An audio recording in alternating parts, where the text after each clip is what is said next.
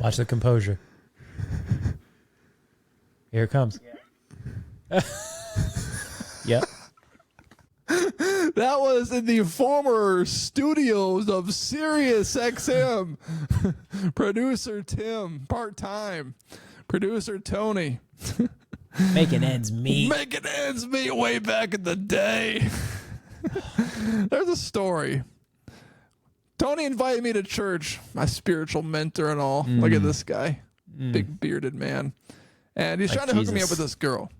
And there was once upon a time where Tony borrowed a couple cents from me. And he's trying to hook me up with this. Start with that. Cool.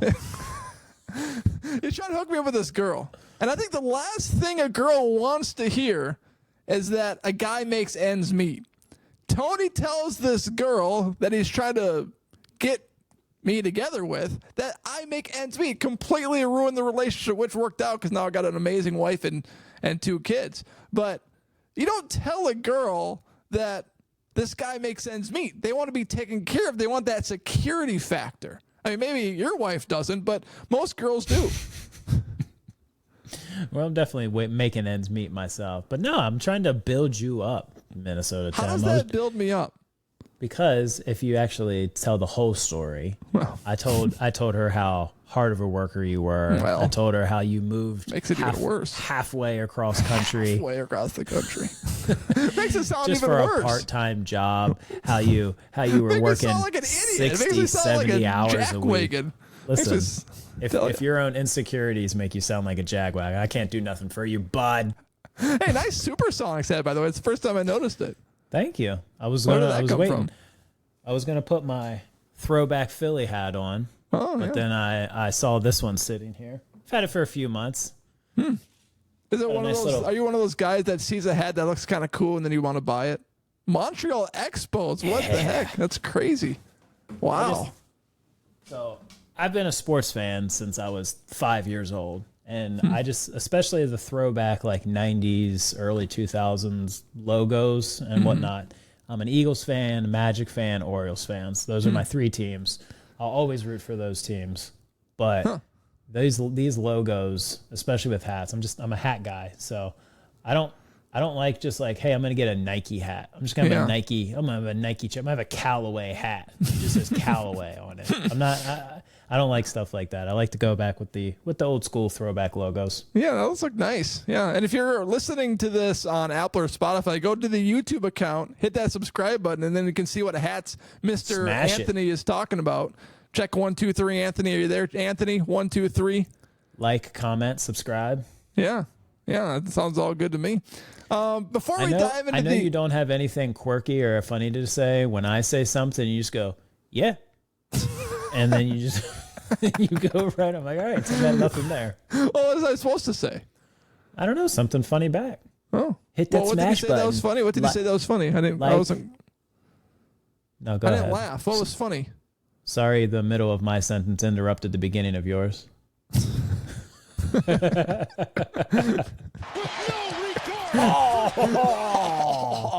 Okay, before we dive into the Eagles' victory over the Packers last night, and before we ask a question to Anthony about what would the Eagles fan do in this situation, first I need to ask you, was it hard for the laser treatment surgeon to remove your pubes and put them on your face? I thought you were going to talk about my vasectomy and my ball sack hanging out. I was going to get there. You went to pubes to the face. No, the beard's good, man. It does look nice. Doesn't mean you can't. Staple. Yeah. I wish my pubes looked like my beard. Would you shave your pubes if your pubes looked like your beard? What if my face was on my pubes and my penis was on my beard? What? Huh? I don't even get it. I'm lost. Can you say that again? If he said, have you ever wondered, what if my face was my butt and my butt was my face? What if he talked out your butt and you? Like Ace Ventura. Oi, thanks for having me. Can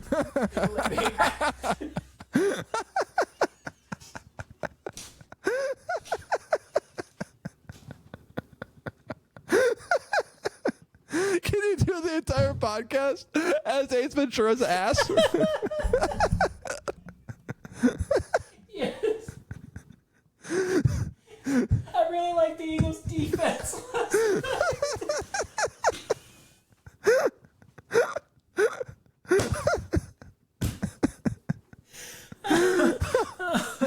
Oh, man. Oh, my heavenly Father, this is unbelievable. Oh, my gosh, this is crazy. Oh, I'm crying. I've got tears of joy already and happiness. So anyway, we're talking about your pubes on your face. Whoa, whoa, whoa. What was all this 1 in a million talk? Oh, my goodness gracious. Oh, man, I was going to say something that I forgot. Oh, wow. So the Eagles, huh? 4 minutes. Yeah, so those Eagles. So let me ask you. I Tim. remember what I was going to say, but go ahead. No, I was going to go to actual like discussion here. You can go ahead. Well, looks like my brother got home. Would you like to talk to him? No. No. Okay. Okay, Larry Mize. Fine. Okay. Anyway, you wanted to have a real discussion. Yeah. So are you like me as a sports fan? Are the Packers the Vikings' biggest rival? Or Absolutely, for sure. Okay. Yeah, I was anti-Jordan Love at the end of last season. I mean, not that he was a terrible player. He was so phenomenal. And I don't think he's a terrible quarterback at all, not in any regard. But he went on this stretch run at the end of the year that was so abnormal. It was like 27 touchdowns and like 1 interception for the final like 8 or 9 weeks of the season. And that's not even, not even a Patrick Mahomes could recreate that every single season. So, when the Packers gave him that big contract, I came out and said, I don't think he's going to be worth that much money. And I don't think he's a bad quarterback, like I mentioned, but to be worth $60 million per year after you performed well in the second half of the season, I mean, look at some of their losses last year. They lost to the Falcons. They lost to the Giants. Did they even lose? They lost another really bad game. And they lost to the Giants led by Tommy DeVito, of all people, the Italian stallion. So, the money signs, man. So I just think that, he's not going to be a guy that gets the Green Bay Packers to the promised land. And you got to watch it. I don't have the peacock, but but you have the peacock. So speaking of the cock, like, what did you think of the Eagles cocking over the Green Bay Packers last night? I thought they showed a lot of good things last night. I think the offense looked really well. I was more impressed, or I was more excited, let me say that word, about the defense. Even though they gave up a lot of big plays, they gave up a lot of yards. The plays that they gave up were kind of broken plays almost, just guys kind of in space. A couple yards, 5, 10 yards, nobody around them, that kind of thing, made a man miss, and then it's a 50, 60-yard touchdown. There were a few of those last night, which I can get over that way easier and way faster than an 11-play, 75-yard drive where they're just marching down the field, continually getting first downs. Like that at least you can't just write that off. That's they're manning up, mano-y-mano, and just bowling over our guys. That wasn't happening too much last night. So Eagles have a new defensive coordinator. Coming down the stretch last year, everybody knows that they just completely floundered. Yeah, they lost. They went 1-6, including the playoffs. They couldn't punched tackle themselves in the sack over and over and over again. Yeah, they couldn't do anything. Couldn't tackle anybody. Couldn't stop anything on defense. So. Seeing their aggressiveness last night, like I said, even though they gave up almost 30 points, they gave up a lot of yards. They had a lot of good signs. They had a linebacker, Zach Bond, who just was flying around the field. They had a rookie cornerback, Mitchell, number 27, who looked great. Other than Darius Slay last year, their cornerback situation was atrocious. So to be able to see some play from the linebackers, to see some play from the cornerbacks last night, that had me really, really excited just for the defense in general. I went to bed in the third quarter, and, you kind of have that feeling when you wake up, like, who do you think won the game? And in my mind, the Green Bay Packers won the game, and I'm just like, I even asked myself a question this is like a stupid question. I ask myself a lot of stupid questions. It was like, what would you do for a Green Bay Packers loss? Like, what would happen if they lost? And I would just be surprised. And when I checked the box score, I checked the ESPN.com, the Ocho, and I saw the Philadelphia Eagles with the, 34-29 victory. Yeah. And I was like, holy smelly ball sacks. That is ridiculous. I can't believe the Eagles pulled this game out on the slipperiest field the NFL's ever played on. Yeah, the second half, they played well. They found their footing. See what I did there? They found their footing in the second half on offense. Like I said, gave up some plays on defense still, but there it is. I get there got eventually. A full sound bar. Sound bar. But to close the game, they got the ball back with 8 minutes to go, up by 5, and basically ran a 4-minute offense twice. They were able to run the clock out, pick up some first downs, just keep the clock running until I think they got the ball back. Green Bay got the ball back with just a few seconds left. That's when Jordan Love got hurt at the end of the game last night. But yeah, it was just good. It was good overall. It's a good way to kick off the season. Good way to start the season. This segment is brought to you by Brian Bateman. Take the bait. Saquon Barkley will be in the running for MVP this season. Are you going to take the bait? MVP, no. Offensive Player of the Year, yes. 3 touchdowns in week 1. I mean, if he recreates that over 17 weeks. He's on pace for 700 touchdowns this season. I mean, what's 17 times 3? 17, 34. 51 touchdowns by a running back? It's pretty good. Might be a record. For sure. Do you think the Philadelphia Eagles are Super Bowl contenders this year? For sure. I think they have the talent. I think they've got all of the pieces in place. It's just executing, having some of those breaks go your way. I think they had the talent last year.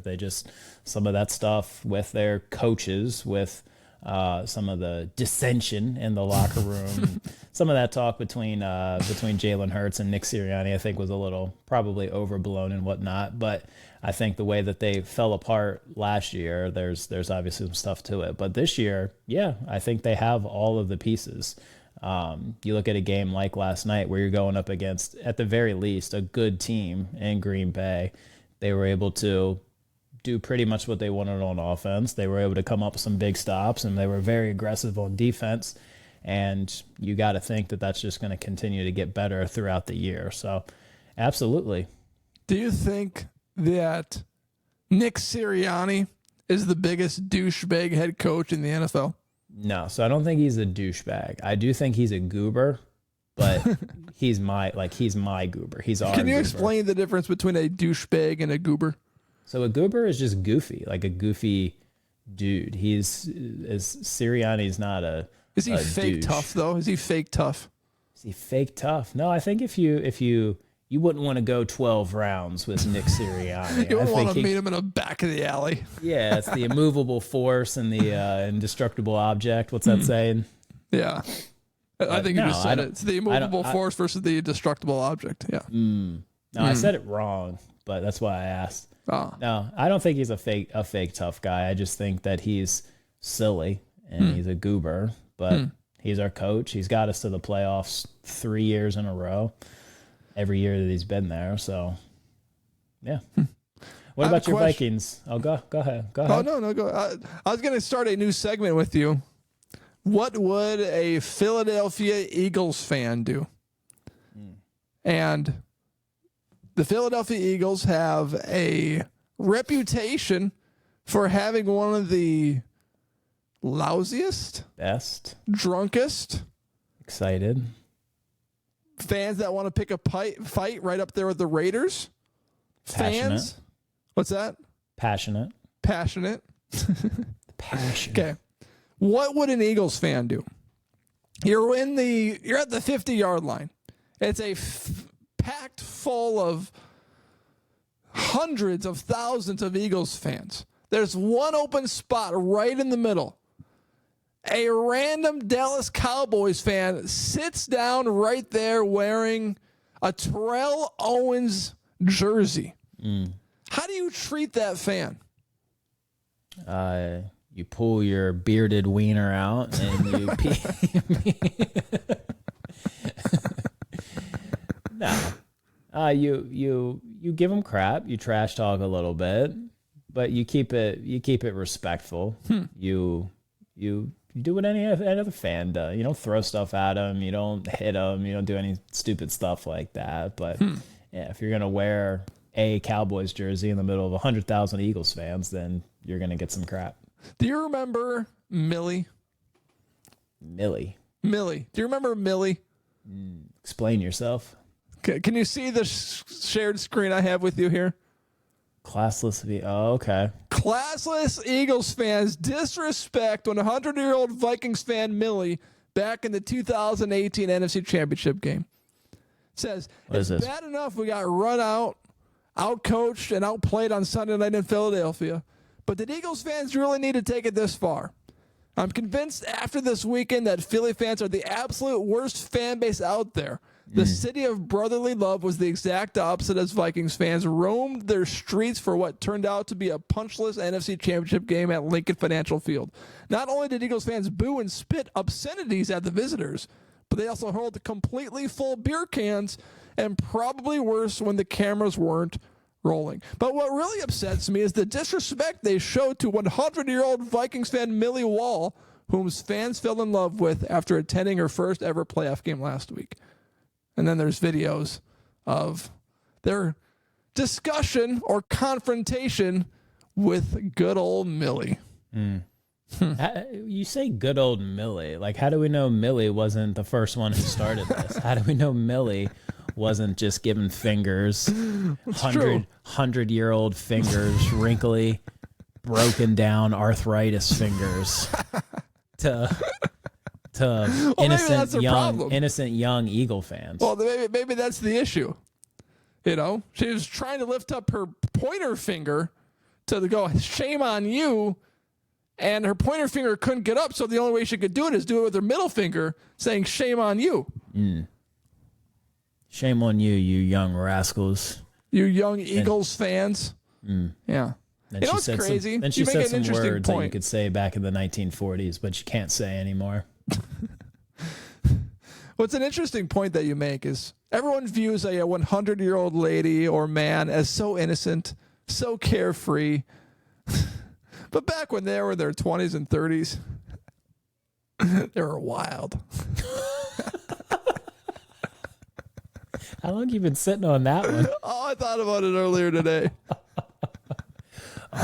What's Millie like back in the 1910s? Millie like back in the day? Millie taking the Model T Ford to the ballroom downtown.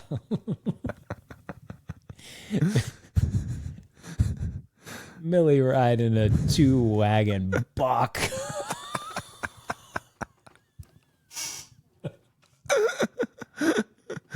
Let's just say it was.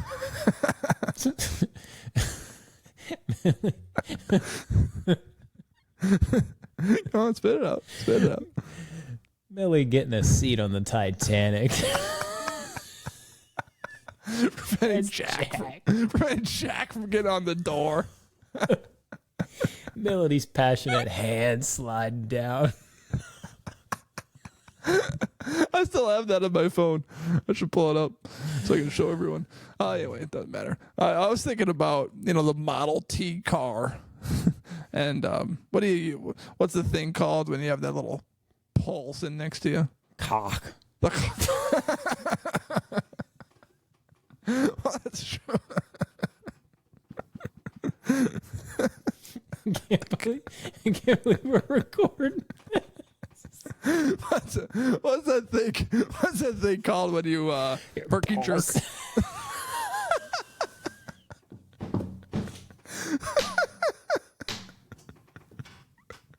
I'm being serious. What? When you herky jerk, what is that called? What's the thing called next to the driver?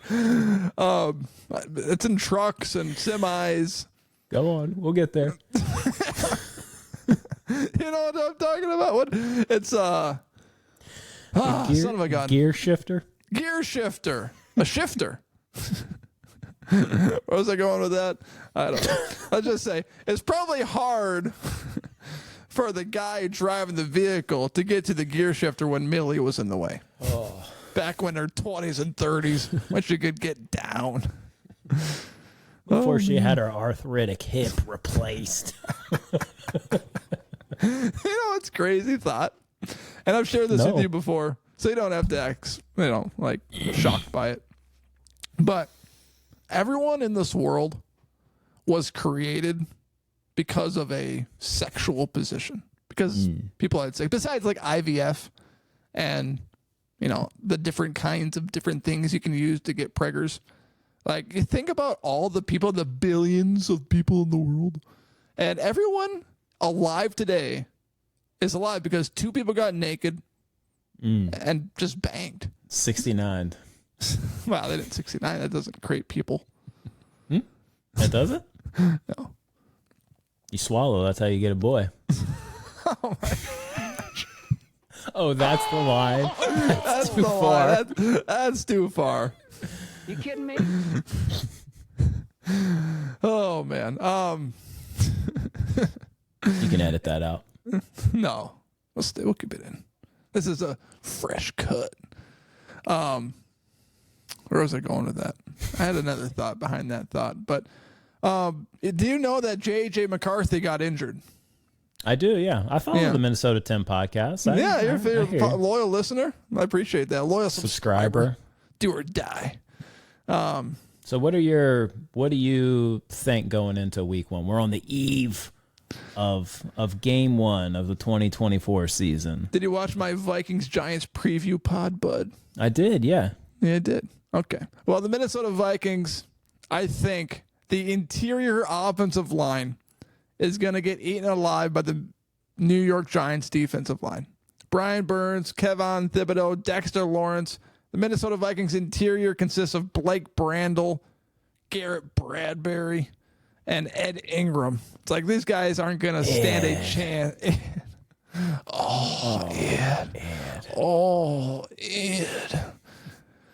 That's how Ed was created. What did he say? You broke up there, bud. That's how Ed was created. Ed was created.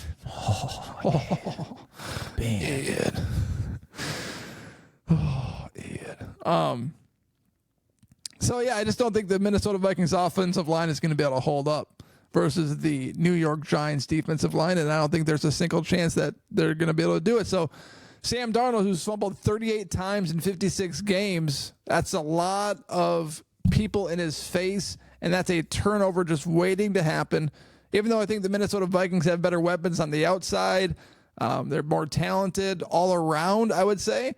I think the game lives and dies on the trenches. The offensive line. Exactly. It lives and dies in the trenches. When the Minnesota Vikings pull out that power package, there's no way that the New York Giants are going to eat that up. So, might be a lot of extra linemen on the field. The jumbo package. Jumbo package. Yeah. So then obviously for last night's game, you were just completely, were you pulling for the Eagles? For sure. Yeah. Definitely. Yeah, I always root against the Packers. You know, I was thinking about who they play in week 2, and it sounds like Jordan Love's going to be out for a few weeks because his knee popped on the last play of the game, pretty much. And they're throwing Malik Willis. I didn't even see what happened on that play. Did he throw a Hail Mary and didn't go well? No, I actually didn't see it either because my son decided to turn off the TV right at that moment. So it took me 5 minutes to get the cock back on. But I turned it back on, saw he was on the sidelines. I thought they had brought Malik Willis in because he had a stronger arm and just the old let's bring in the backup to heave it 60 yards. But I saw him get sacked on the final play of the game, and that was it. And then didn't read till afterwards that he was hurt. Well, because the NFL put this game on the Peacock, and I couldn't watch it. I even tried to watch it. It makes me think that the NFL has... You have no marbles! They have no marbles. It's all about the money. It's all about the money grab. It's all about getting games on Amazon Prime and Peacock where not that many people can watch it. It just sucks. I don't like it. Does the international series, does that move the needle for you at all? Brazil or London? Do you care about that one single bit? Not one single bit. The Minnesota Vikings, they played in, did they play in London last year? I don't think they did, but they played in London 2 years ago. Yeah. They played the Jets in London this year, and they play at 8:30. And being youth pastor at the church, I don't know if you could tell based on this podcast, but being the youth pastor at the church and being required to go to church every single week, which I like to go to anyways, an 8:30 kickoff isn't the best thing in the book for Minnesota, Tim. Yeah. So. Yeah, me either. Amanda was asking about it last night, my wife, and it was just like, yeah, it's just they're trying to be like the NBA and make it a global sport and get more billions. But yeah, for sure. The J.J. McCarthy had some comments to the media for the first time since his injury, and he talked about it feeling like he got kicked in the nuts. And I pulled up this video of a movie of someone getting drilled in the nuts.